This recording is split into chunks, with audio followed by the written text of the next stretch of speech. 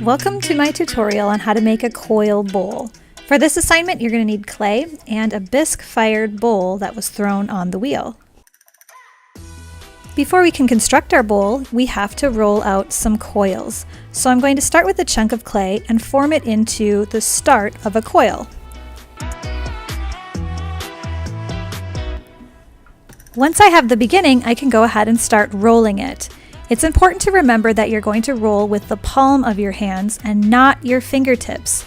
If you start rolling the coil with your fingertips, it's going to leave bumps in the coil and it's going to be difficult to smooth out later. So I'm going to start in the middle of the coil and then slowly move my hands further towards the outside edges.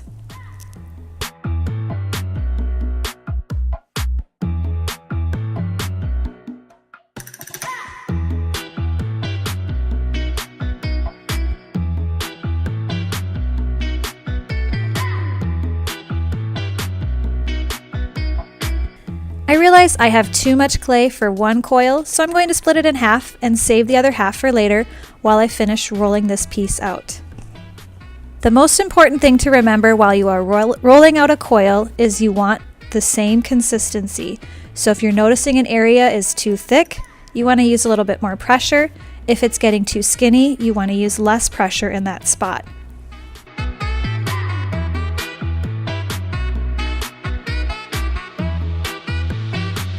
You want your coils to be about as thick as your finger. So this is about the thickness that we want.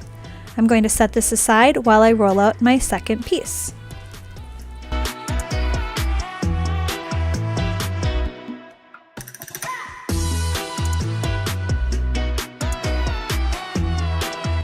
Once you have some coils that you're ready to work with, you can go ahead and start to form the bowl.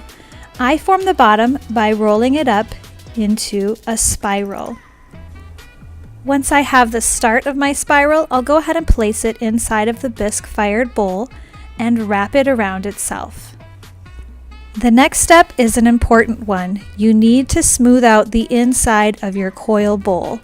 You can do this a few ways. You can go ahead and smooth it out with your thumb, or you can use any tools to try to get rid of the cracks in between your coil pieces.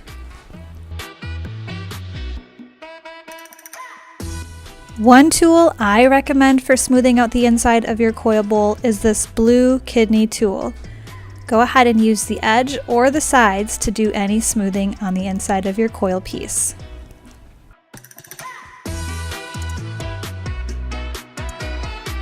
I will continue to add coils until I reach the rim of the bowl, smoothing the edges and smoothing the creases in between the coils as I go.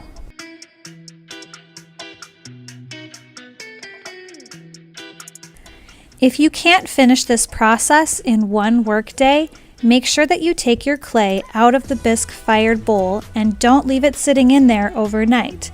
If you do, what will happen is that bisqueware will suck the moisture out of your clay, and when you come back to it the next day, it will be too dried out to work with. So all you need to do is just pop it out of the bisque-fired bowl into a bag overnight, and then you can take it back out again when you're ready to finish the project.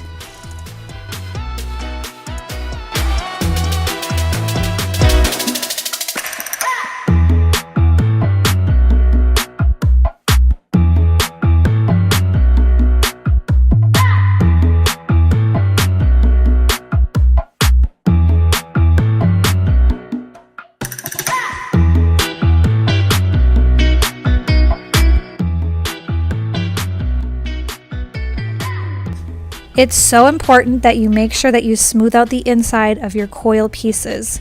If you don't, they'll separate while they're getting fired, so don't skimp on this step. Once you're finished, you can go ahead and pop it out of the bisque-fired bowl. You can leave those coils on the outside of the bowl, or you can smooth them out. Regardless of what you decide to do with the outside, you do need to make sure that you clean up the rim of the bowl and get rid of any harsh and sharp edges. You can see what the bowl looks like if I leave the coils, but I also want to show you how it looks if I smooth them out on the outside as well as the inside.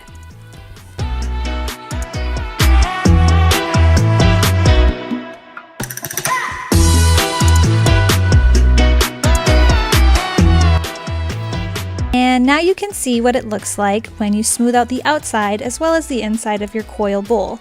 If you want, you can play with the shape of the bowl and adjust the rim and the lip of the piece, or you can leave it as is. And there you have it, all the information that you should need to make a really cool coil bowl. Thanks for watching.